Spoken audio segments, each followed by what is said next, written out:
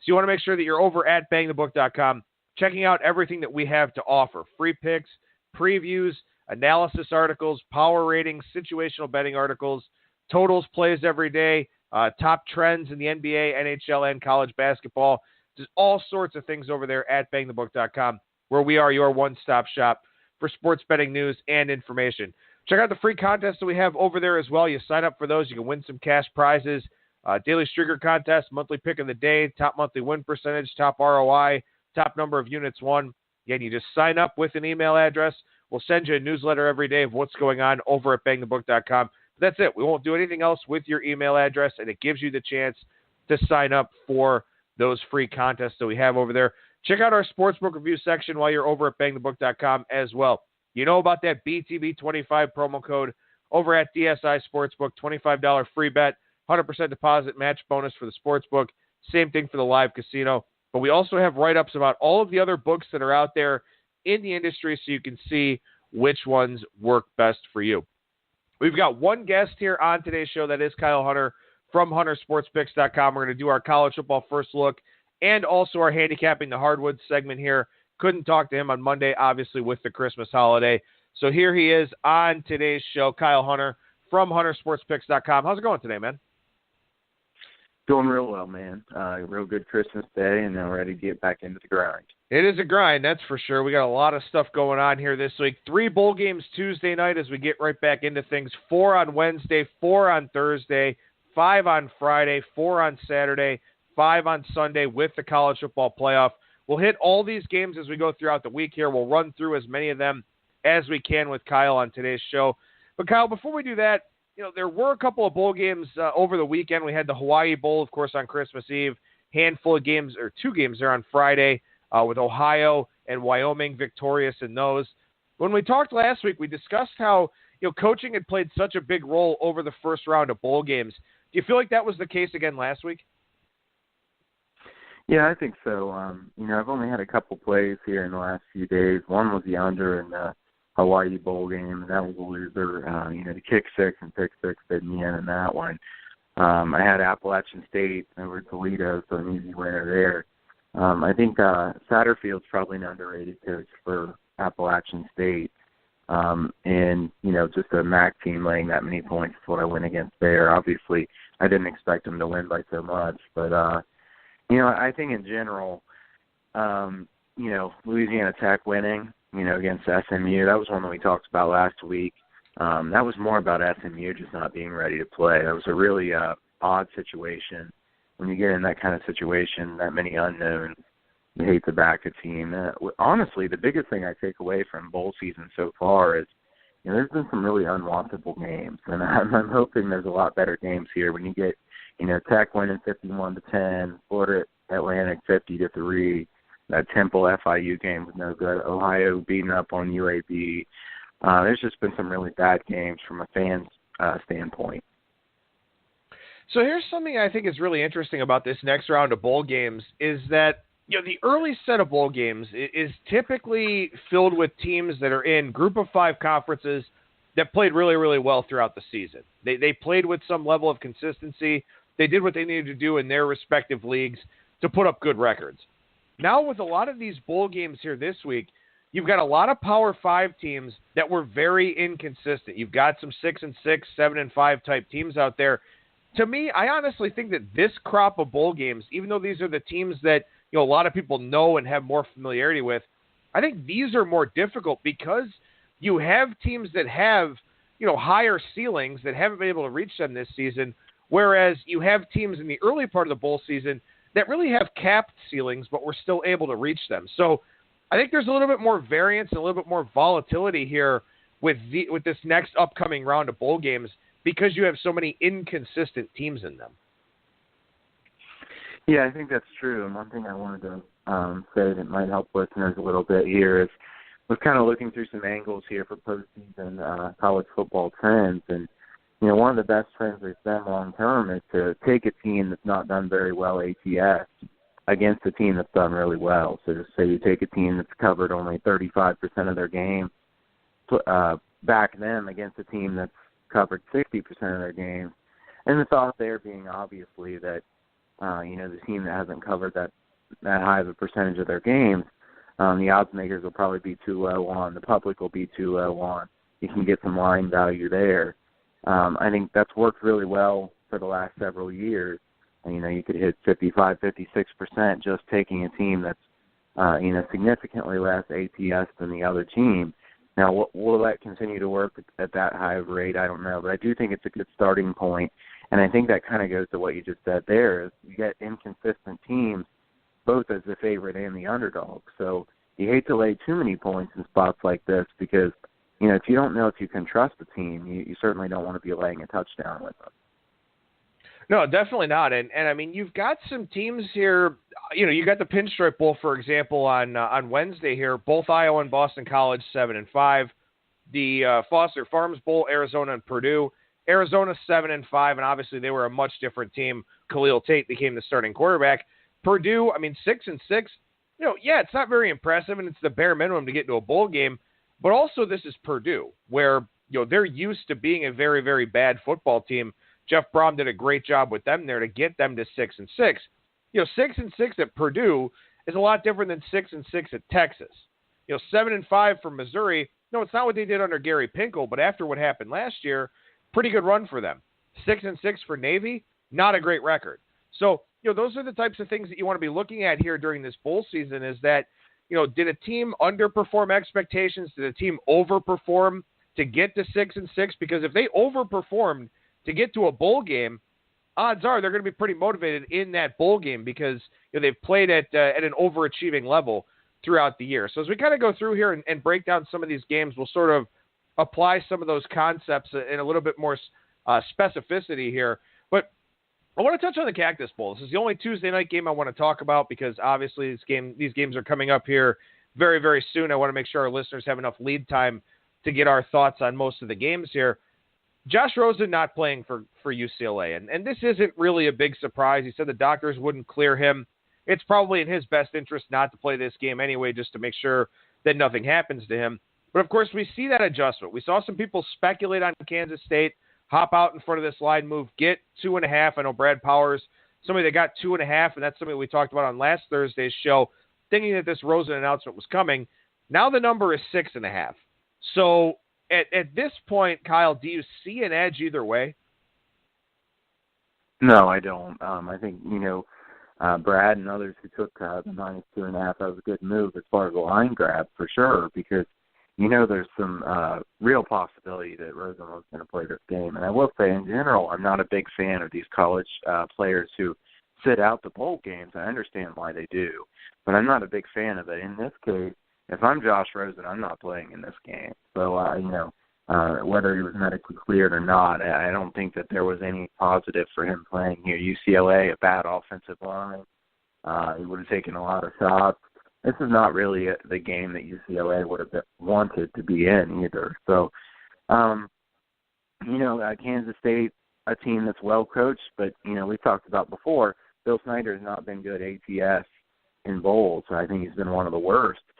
And, I don't know if there's a real good reason for that or not. But having said that, UCLA's situation is pretty awkward as well. I don't really know how motivated UCLA would be for this game. The only thing I'd say is I kind of hate laying 6.5 points with Kansas State here because Kansas State has some question marks about who's going to be a quarterback. And then also, are they really the type of team that you want to lay 7 points with? Kansas State has been outgamed pretty consistently this year. The one thing you can say about Kansas State here, they have a huge special teams advantage. They're second in the nation in average starting field position, and UCLA is 88th. So that's a really big edge for them. And that's certainly something to keep in mind as you handicap these games, that good offense and defense, but special teams can be underrated as well. A couple of things I want to point out about this game. One is that with the Josh Rosen announcement, this line went from 3 to 6.5 pretty much across the market. Some places that were down under 3 still took a big jump on this number. But the total adjusted down to 59.5. It was in the 63.5, 64 type range. Came down to 59.5. Now it's back up to 61.5. And I think that's particularly interesting because of the coaching situation here for UCLA with interim Jed Fish being the head coach for this one. Now, he was the offensive coordinator for this team, and he came over from Michigan, was at UCLA for just a year. Now he'll be out there on the market looking for a job. So I don't think that he's really the type of guy that Chip Kelly wants to have around here. I don't know if there's a whole lot that jives between those two. So for Jedd Fisch, it's certainly in his best interest to just remove the shackles from the playbook, let the backup go ahead and run wild, throw everything all over the field. I think you kind of see that here with this total coming back up, is I think people, the sharp money, the influential money that's out there, expects UCLA to just play a freewheeling type of style, just go out there and try to put up as many points as possible. And we know that this defense isn't particularly good. So, maybe you still look to take an over, even though Josh Rosen's not playing. But again, there's a lot of uncertainty to this game. I think this is a really tough total. Like you said, I think UCLA will play up tempo as they have all year. I don't see why they wouldn't. Kansas State has a pretty good defense, but not great. And Kansas State not really a team that you want to count on high overs with. But at the same time, UCLA, like you said, that defense so bad that a lot of people have been able on them. I think this is a really tough total to handicap. But, of course, keep in mind here, this game at Chase Field, so weather shouldn't be a factor down there in Phoenix. All right, let's go to the Wednesday slate here, and we'll start with the Walk-Ons Independence Bowl between Southern Miss and Florida State. As I mentioned last week, Florida State probably shouldn't even be in this bowl game, given what the people out there on Reddit found out about Delaware State and how they didn't really meet the scholarship requirements to count for a win towards bowl eligibility. But nothing was going to change here with this bowl game. Florida State locked in, and, of course, being the kind of draw that they are, you're not going to see Buffalo or UTSA or Western Michigan get slotted into this game. So the Seminoles, a 16.5, 17-point favorite here for this one. Weather doesn't really look to be too much of a factor. Slight chance of rain. Will be kind of chilly and damp in Shreveport, though. So maybe the players not as jazzed to be in this one as they would be otherwise. But, that's kind of the question in general for this game, is how invested is Florida State in being here to go out and cover a massive number? Yeah, I can't lay that many points with Florida State. I mean, I know that they're better by this many points. If you're going by PRs, I think this line's very fair. This is one of those spots where I'd have to take Southern Miss or pass on the side. The total's a hard one, too. I actually had 50, and, we're at 49. So I think it's a very fair number. Southern Miss, if you get 17, that would be something I'd look at. I know it was 17 last night, 16.5 now. Like I said, I can only take the points here. One thing that concerns me a little bit is this has kind of become a public underdog now. Not a big fan of those in bowl season. 61% of the bets are on Southern Miss, 65% of the money on Southern Miss, which doesn't make too much sense as the line's gone toward Florida State. But, you've got Florida State, several guys sitting out. Derwin James, the biggest name of them. So that's something to keep in mind here. Sweat and McFadden also. So several very good defenders who won't play in this game. Florida State has a bunch of guys questionable in this game as well. Southern Miss, hardly any injuries. Just a couple guys on the injury report, which is pretty amazing. Southern Miss is just, they're completely overmatched from a talent standpoint. But as we've talked about before, bowl games are everything. Motivation's everything. Florida State, do they care about this game? I don't know. I certainly wouldn't be convinced that they would. It's not going to surprise me if Florida State goes and wins by 30 points. But at the same time, if Southern Miss is tied with them, with a minute left in the game, it won't surprise me either. Yeah, I mean, I think that there are a lot of different ways to look at this game, and the part that you brought up about Southern Miss being a public underdog is very concerning, because anytime you get a public underdog against a team like Florida State, that's generally not a side that you want to be on, just because, long term, that's going to generally be a bad situation for the public side. Now, for Southern Miss, I mean, obviously there's a ton of motivation for them. They have a chance to go out there and beat a preseason top 5 team in Florida State. Now, obviously, we know that Florida State hasn't played like a top 5 team, but this is a name brand opponent. Southern Miss doesn't get many chances like this. You think back to 2015, they played Washington in the Heart of Dallas Bowl, lost that game 44-31. That's a pretty decent Southern Miss team that went 9-4, kind of hung with Mississippi State in the opener that year. So, that was a Washington team that the following year went to the college football playoff. So there was a lot of talent on that team, too. Southern Miss wound up losing that game by 13. Does that have any bearing in tonight's game or in tomorrow's game?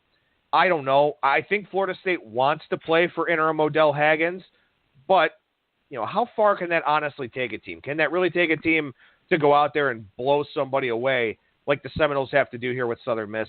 I don't know if that's the case. Southern Miss has some skill guys that can play. Corey Robertson, 1,000-yard receiver. Ito Smith, a 1,300-yard running back. Their quarterback, Quadra Griggs, has got a 15-2 touchdown interception ratio. So this is an offense that's got some guys that can play, got some guys that take care of the football. There's a little bit of talent on this Southern Miss team. If I had to do something like you said, that's the way that I would look to go. But again, the public dog factor plus this line moving in the opposite direction does scare me. Now, that being said, sharp money on Southern Miss between now and kickoff wouldn't surprise me either. No, it wouldn't me either. Florida State's a team that's been pretty good against the run this year. And I think that's really the key here is whether Southern Miss can run. Southern Miss has a team. They're a team that wants to run first. And, if they can't run here, it's going to be difficult for them.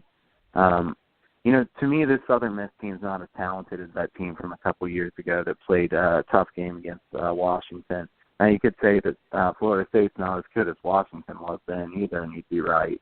But this is a tough game. This is one that I'm not going to bet.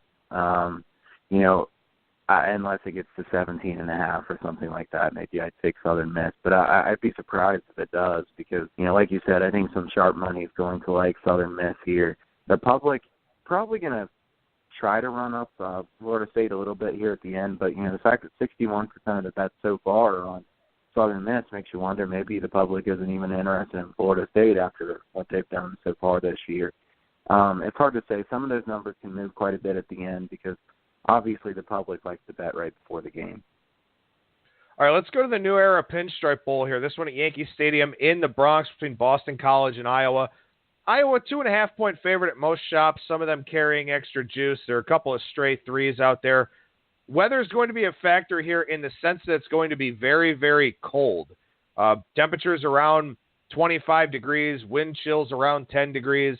So it's going to be bitter cold. No precipitation in the forecast here for this one. This game is going to have a lot of punts and a lot of running the football. Yeah, definitely. I kind of like Iowa in this game. If I was going to take a side, I'd certainly take Iowa. I have to look at this game some more. I may end up taking Iowa. The thing about Iowa, obviously, they've been extremely inconsistent. As a Buckeyes fan, I know what they could do in that game. And really, that was probably more about Ohio State being really bad than anything else. But you have to credit Iowa for really being ready to play in that one. But at the same time, that's an Iowa team that lost some games that they should have never lost. So, Kirk Ferentz has done pretty well in bowl games in the past, and I think he'll have him ready to play in this one. I think the difference to me in this game, smash mouth football is what both of these teams want to play, like you say.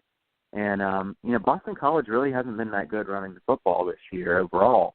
If you adjust for strength of schedule, they're not very good at running the football. And you certainly can't trust them to pass. The Iowa defense, really good secondary. Really, they're better against the pass than the run, but pretty good against the run as well. Boston College has been weak against the run so far this year. So I think Iowa has a advantage when it comes to running the football here, and I think that's really key because, both offenses, both coaching staffs like to run the football. I think that Iowa can do it a little bit better. You got -2.5. My lean is certainly to Iowa here. Yeah, I think I would lean Iowa as well in this spot. And one of the big reasons why is because Boston College doesn't have quarterback Anthony Brown. And Brown's numbers weren't overly impressive by any means. He only completed about 52% of his passes with an 11-9 touchdown interception ratio. But he's a better runner than Darius Wade. And he kind of brought that youthful enthusiasm as a freshman into this offense. He's not going to play in this one. So you get Darius Wade, a senior who's had countless opportunities to take this job and run with it, because Boston College really hasn't had a quarterback since Matt Ryan, I would say. So, you've got a situation here where you've got a guy that couldn't take over the job year in and year out, and now he's going to be your guy in the bowl game. And like you said, Iowa's got a pretty good secondary. Iowa's got a solid play-action passing game, as they almost always do. Nathan Stanley, 25-6 touchdown-interception ratio. They can do enough through the air to move the ball in some of those third and medium types of situations. I don't know if Boston College can do that. So I think this is one of those games where, you get a lot of running clock, a lot of drives that start inside the 20-yard line because teams will get a first down or two. They'll maybe break off an 11 or 12-yard run, then wind up punting the football away. So you could look toward the under in this game, but that's certainly priced in with a total of 45, 45.5, 46 out there. So I do think Iowa's the better team. I think Ferentz is a guy that should have his team ready to go in this spot. But again, it's just not a real sexy bowl game from any angle. Yeah, Iowa had a bad showing last year in the bowl games here, and I think that might be good motivation for them to be better here. So I think Iowa will likely be motivated in this one. I think Iowa has a higher upside than does Boston College. From a total standpoint, this number is really, really right on. Boston College is playing faster than they have in the past, but they still run more than anything else. Iowa plays slowly, going to grind it out, take time going down the field. So I think this total number is right on. I like the point you made about Iowa and what they did in that bowl game last year in the Outback Bowl against Florida, lost 30-3. If you take it back 2 years, they got blown out by Stanford 45-16 in the Rose Bowl. Now, that was an Iowa team that was totally a paper tiger, probably shouldn't have gone to the Rose Bowl. But, you give them credit. They did have a 12-2 season. They were just outgunned in that game. They actually haven't won a bowl game in a long time. I'm looking here dating back to 2011. They're 0-5 in that span. And Kirk Ferentz, 6-8 overall in his 19 seasons at Iowa. So this is also a team that hasn't won a bowl game in a while. And again, there's a little bit of an extra motivation there with that. So good catch by you in that one. We'll go by rotation order here. So we'll go to the Missouri versus Texas game in the Texas Bowl. 6-6 Texas team doesn't have all that far to travel from Austin. They're in Houston for this one. Missouri heading on down to the Lone Star State. Right now you've got Missouri a 2.5-point favorite in this one. Some big-time questions on the Texas side, though. Malik Jefferson probably not going to play. They had 3 players suspended from the Texas Bowl here. Tennille Carter, one of them. Garrett Gray and Lil Jordan Humphrey, the other 2. And then, of course, you've got their punter declaring for the NFL draft early, which is always an interesting thing. Go ahead and get your money, kid. But, man, this is a game here where, Texas has not really known who they've wanted to go with at quarterback all year between Buechele and Ellinger. Looks like it'll be Buechele for this one, with Ellinger still dealing with that concussion problem. I also don't know what Missouri is. I don't know what the Tigers are right now. So do you have a stronger opinion on this game than I do? If I like anything in this game, I like the over.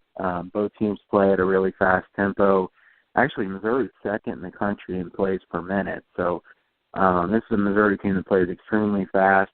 Their offense was certainly very good here at the end of the season. The question mark about this, and I know this is the same thing you would think as far as Missouri is, Missouri plays in the SEC, so we know how bad it is. So, when they're running up all these point totals, goodness, they scored at least 45 points in, their last 5 games, 6 games. So they've been running up some huge totals. The first one was against Idaho.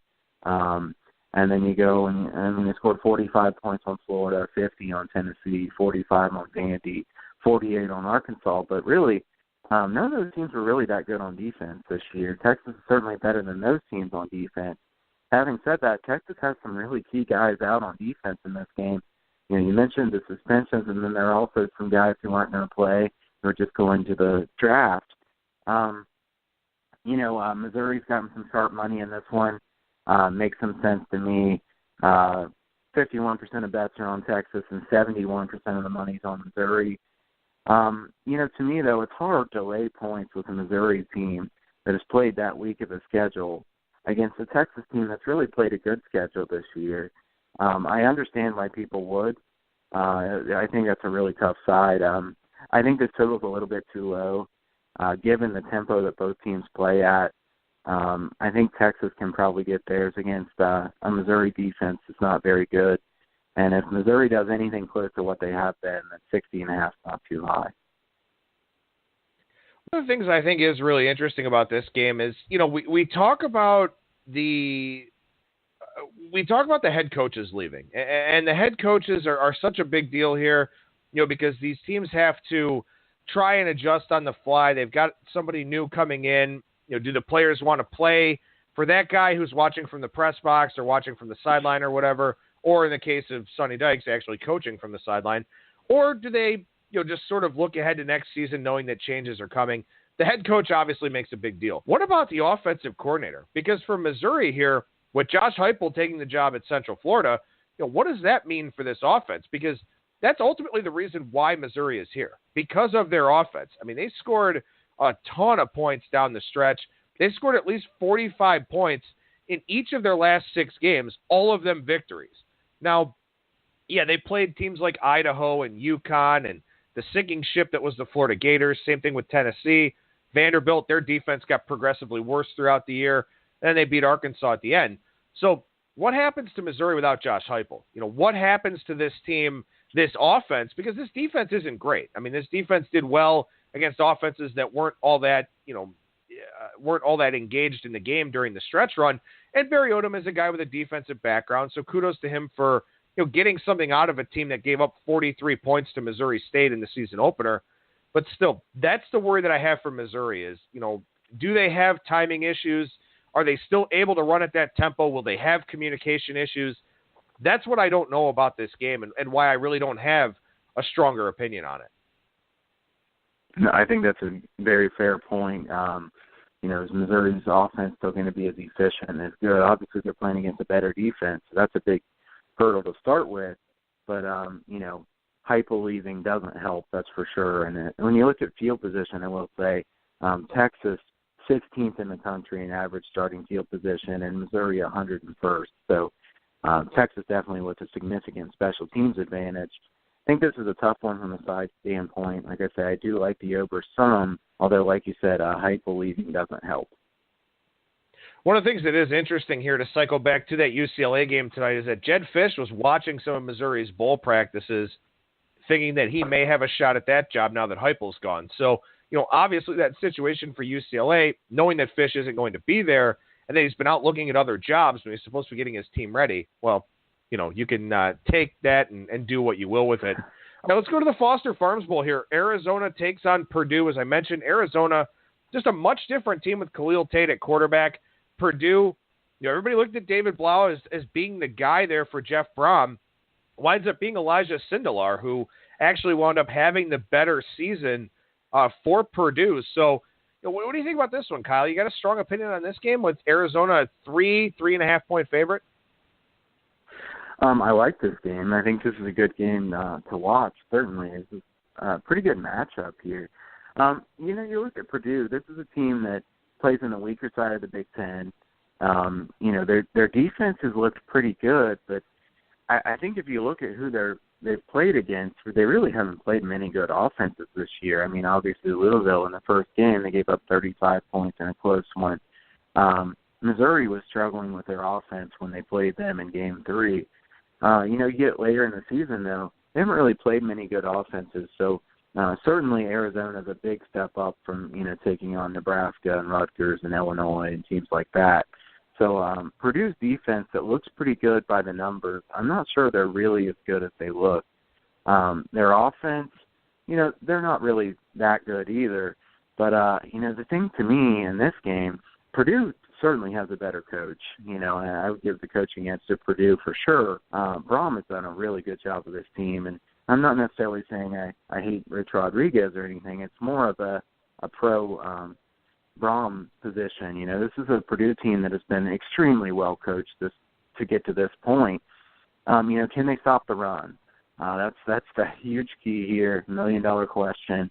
If I had to take a side here, I would take Purdue plus 3.5. I see it's 3 some places now. Sharps have liked Purdue here, and it's about 50-50 on the bet count right now, 60% of the money on Purdue. The over, people are going to like the over in this one. I think if you like the over, you should probably go ahead and take it. You see some 65.5, 66 now. I imagine that'll go up before the game. I would lean to the over here too. I think Purdue can probably do pretty well against this Arizona defense, which Arizona's defense is not good at all. We know that. Arizona's all about their offense. Purdue, like I said, I don't know that their defense is as good as it looks by the numbers. To me, this is one of those spots where, you get 3.5 points with the better coach. My lean would be Purdue. Here's the one thing that I would have to play devil's advocate here, and I don't have a stronger opinion on this game, so I may just have to defer to you. But when it comes to Arizona, when it comes to a guy like Khalil Tate, I mean, if you play gap responsible, if you put guys in spies, if you play defensive end contain, maybe you can bottle them up.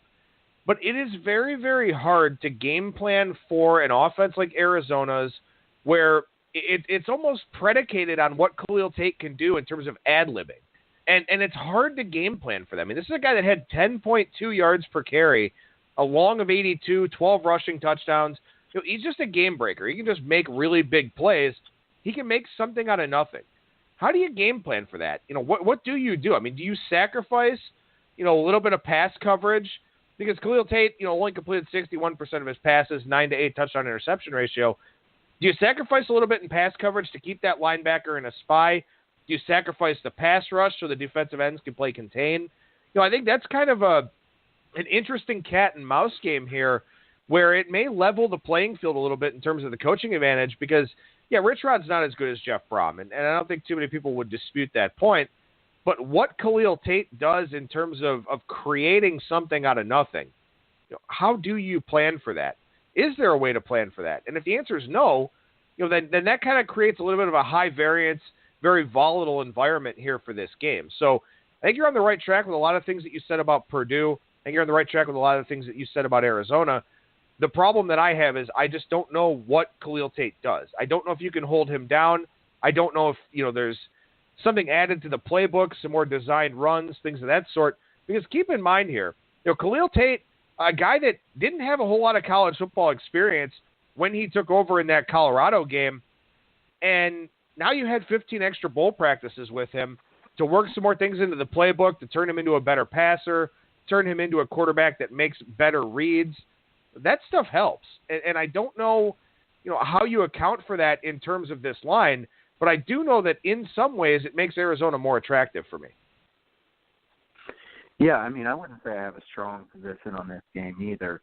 One thing that's unique about bowl season, like we've talked about before, is this is not a time where I usually bet the game way ahead of time. So as we talk here on Tuesday, I haven't bet these games yet, and I have to go take a deeper dive into these games before I do. But my lean would be Purdue. My lean would be the over. I think what you said there probably means that you should like the over as well because, I think Purdue's going to score on Arizona's defense. And like you said, I think that does make sense, adding in some extra wrinkles and Tate getting more time. Can Purdue stop them? Probably not. I'd be surprised if they do. I think Purdue should probably coverage, like you said, and really sell out, try to stop the run here because Tate has been inconsistent throwing. He has some big games throwing, can complete some big plays, but certainly not really consistent as a passer. As a runner, he's amazing. So if you're Purdue, I think you really have to game plan for that run game. Like I said, I think if you like the over, you should probably go ahead and take the over soon. Can't imagine the public betting the under in this game. I will say this. One of the things that kind of bothers me about this bowl season is that, I feel like I don't have as many edges as I've had in years past. I mean, I thought that Fresno State, having familiarity with Hawaii, was a good setup for them. They did wind up winning the game. And I also thought that, Florida Atlantic you can't game plan for that tempo that Akron had to game plan for. Now, I didn't play that game because the number, it was the highest bowl number we've ever seen.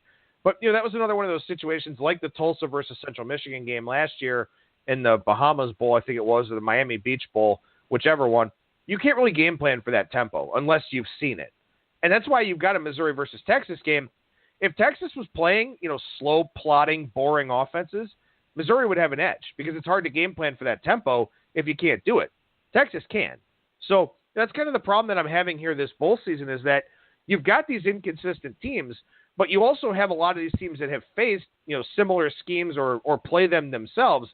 This is one here with Arizona and Purdue where, I wish Arizona wasn't laying the 3. I wish Arizona was getting some points here because I think that Tate factor and what he's able to improvise would give them an edge. Instead, because you have to lay the 3 with them, maybe Purdue just has the right game plan for him, can keep him bottled up. So, that makes it a pretty difficult handicap in a lot of ways. Let's hit on these Thursday games here quickly, and we will talk about these on tomorrow's show as well. And then, of course, we'll hit the weekend bowl games as we go throughout the week. Virginia and Navy is an interesting one to me.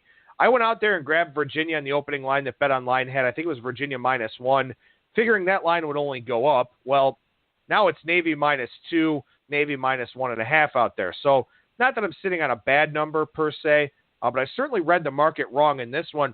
But what's really interesting about this line move is that Virginia was a 1.5-point favorite up until about the middle of the month. Then it went to pick 'em. Then when Army knocked off San Diego State the other night, sharp money came in on Navy to bump this line up a little bit. I don't think that the two are connected.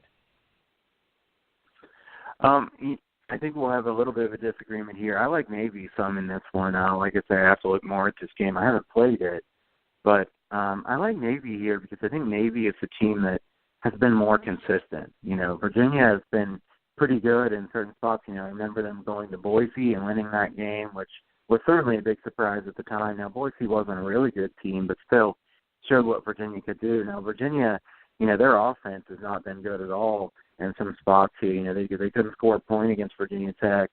To me, Navy, I feel like I know what you're going to get from Navy, and I don't know what you're going to get from Virginia.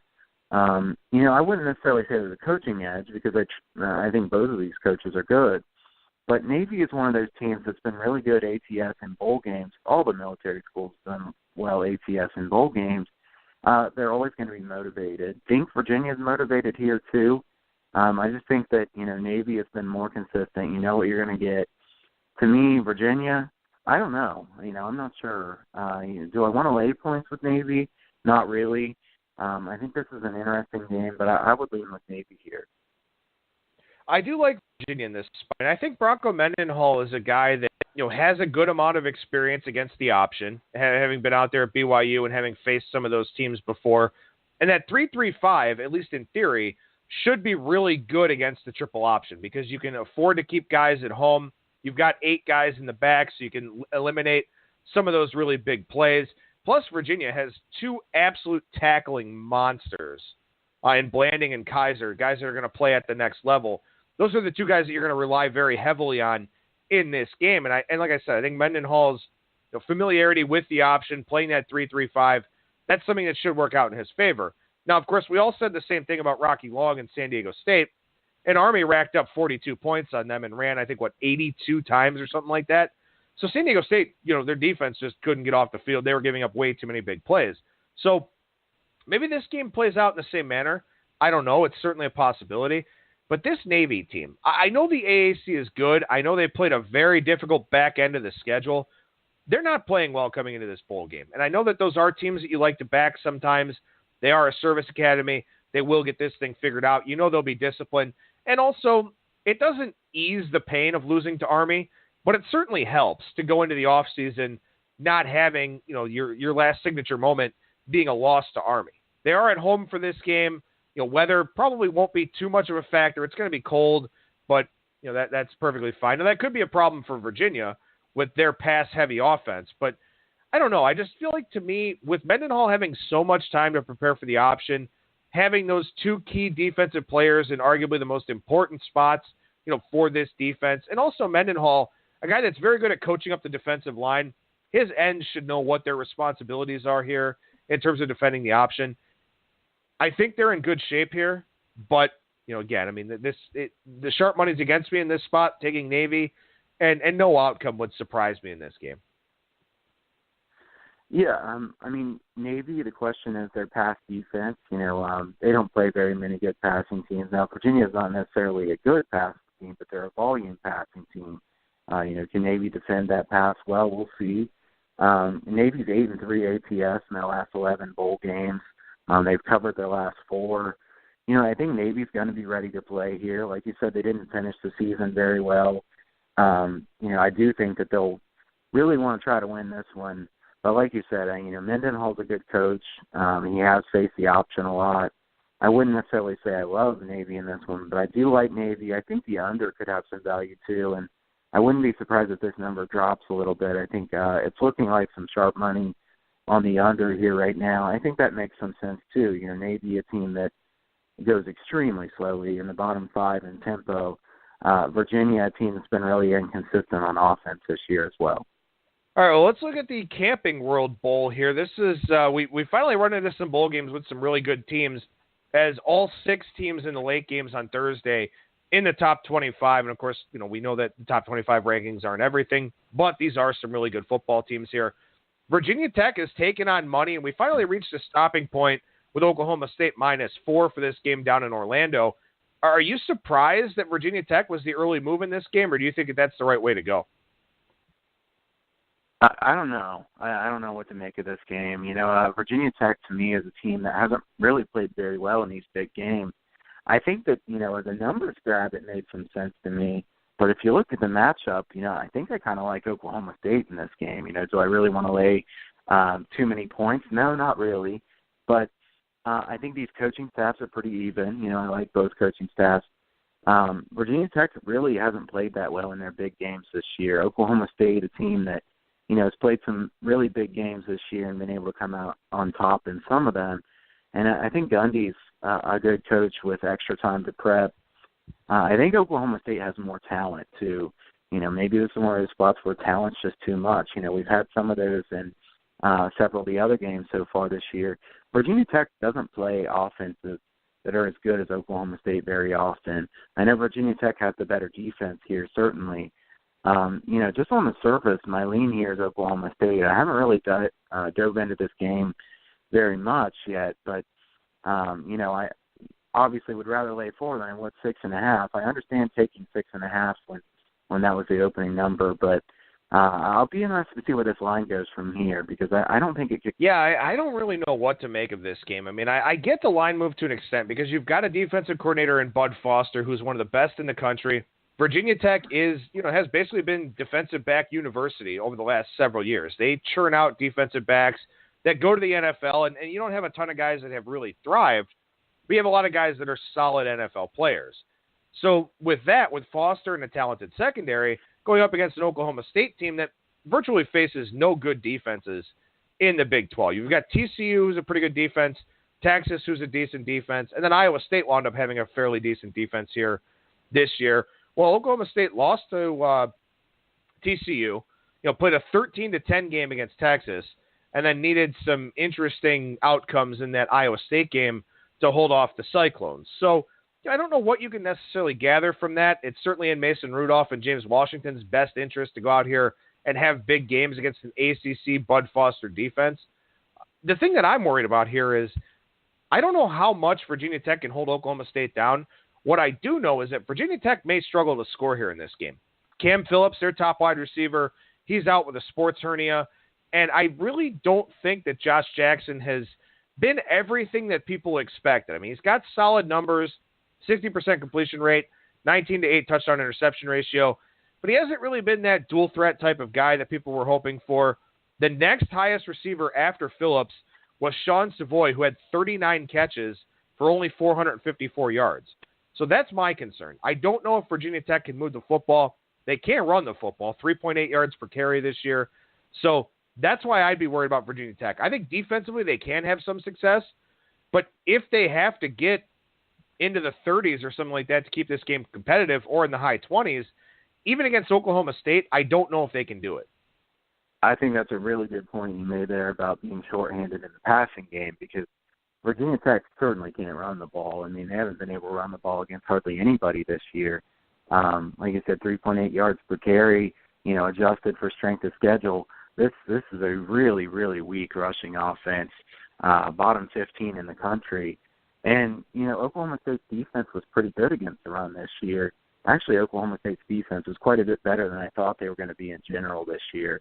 And the one spot where Virginia Tech would have had the edge, the passing offense, but it's weakened right now, like you say. I think Oklahoma State can get their points. So, as you make those points, I do think I like Oklahoma State some here.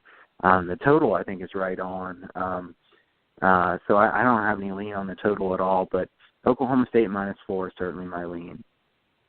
All right, how about the Alamo Bowl? This one between Stanford and TCU. Pretty good game here. TCU, 2.5-point favorite, 3 at Bovada, 3 at Matchbook, 3 at Heritage. So, this one's kind of spread out across the market, and the 2.5s that are out there all have extra juice on them. Pinnacle sitting 2.5 minus 18 on the favorite here for this one down at the Alamo Dome in San Antonio. Obviously a much shorter trip for TCU. What do you think about this game? I kind of like TCU in this one. To me, Stanford's a team that their defense was down quite a bit from what they have been in recent years. So they've had to kind of play keep away to keep their defense off the field.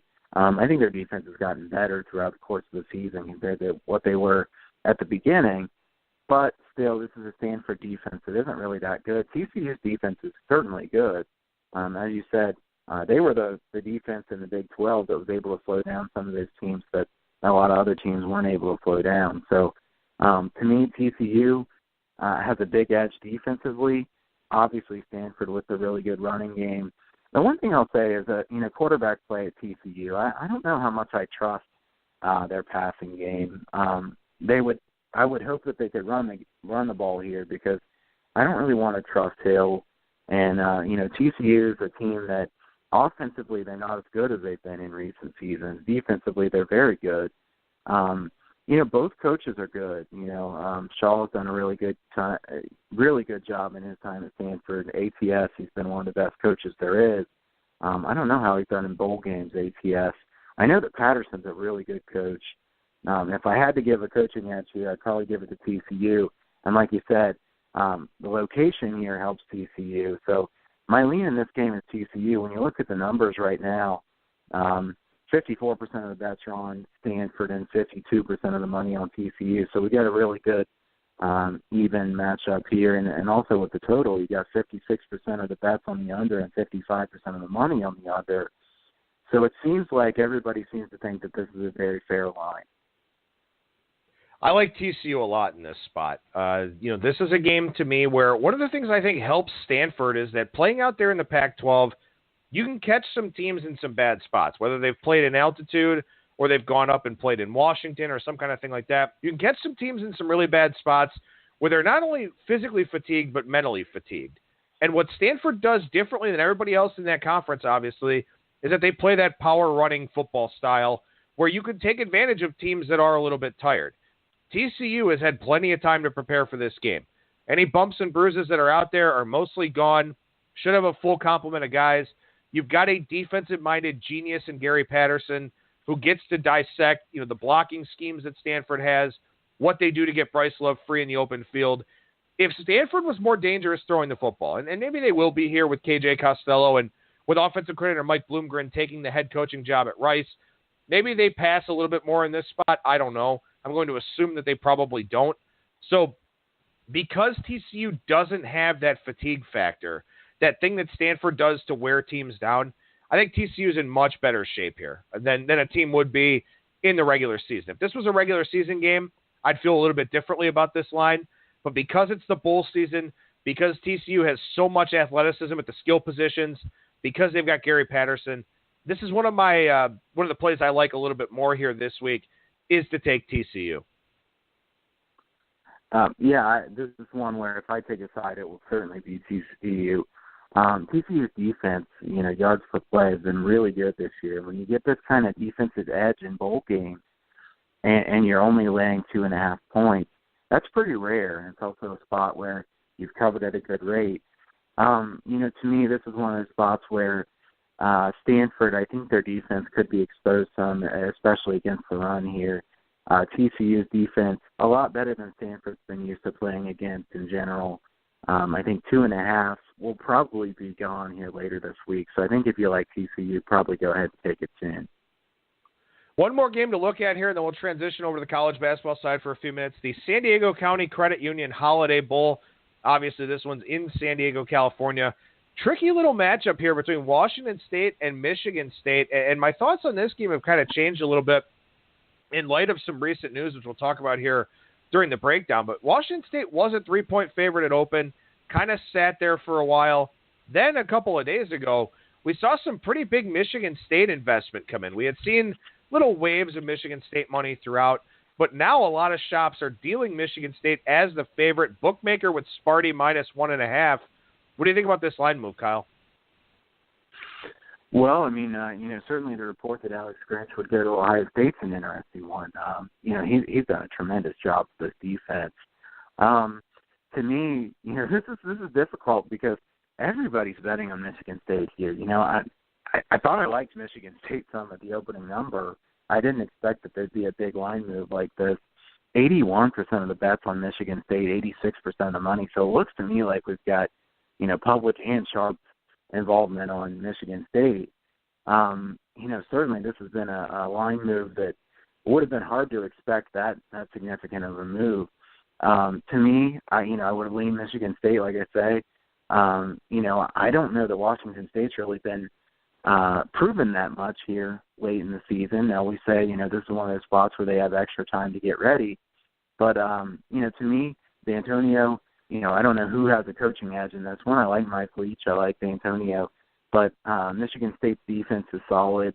Washington State's passing game, it's surprising when you look at efficiency this year. They really weren't that good. I don't think they have the kind of receivers that Leach really wants to have in his system. A couple of years ago they had some elite receivers. Now they don't really have that. Luke Falk, I do think, is a good fit for their system, but his numbers aren't very good this year. To me, I would lean the under in this game. My slight lean would be Michigan State as well, so I'm curious to see what you say about this one. The Alex Grinch thing is really interesting. And, I mean, both of us being Buckeyes fans, I couldn't love that news more. To get a guy like him who, maybe the DC in waiting if Greg Schiano is dismissed or finds a job somewhere else or whatever the case may be there with that, Alex Grinch would be a great fit in Columbus. Tavares Martin, the top wide receiver for Washington State, kicked off the team here. He had 70 catches for 831 yards, had a 12 yards per catch average. That was second best among the top 7 receivers in this system. So that speaks to what you're talking about in terms of how inefficient this Washington State offense has been.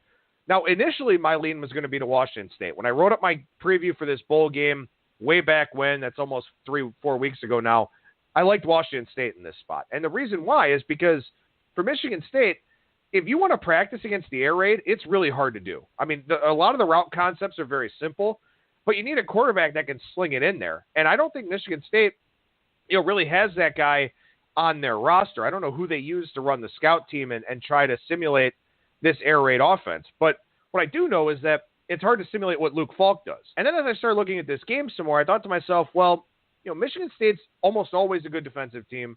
Mark D'Antonio is a great defensive mind.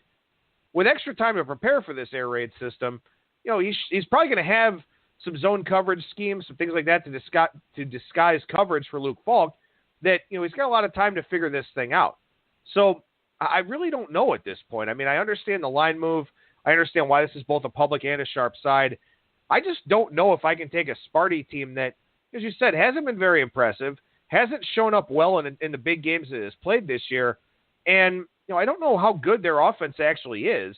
And this Michigan State defense is much, much better. This Washington State defense, much, much better than anybody anticipated. I'm with you. I think the under is probably the way to go. And I think it takes some of the volatility out of playing a side here in this game because I don't really know, which side is better equipped in this one. Yeah, I mean, let's be honest. It sounds really weird to say it, but Washington State's defense has been a lot better than their offense this year. They haven't had that many really high-scoring games in a Pac-12 where there are a decent amount of teams that play really quickly, and you would expect some high-scoring games. Certainly they have some of them, but also Washington State has had some really low-scoring games. Michigan State, like you say, had some poor performances against big-name teams. They had that game at home against Notre Dame where they lost by 20. They outgained Notre Dame in that one. Turnovers were the problem. They did beat State. That was a really bad spot for Penn State, and that was the weather game. But, then they go to Ohio State and lose 48-3. This is a Michigan State team that's really not that good. They're 9-3. I don't think their upside is really high. At the same time, is Washington State really that good of a team either? I'm not sure that the answer is yes either there. So I don't have a strong lean on the side. I do think I like the under best of anything here.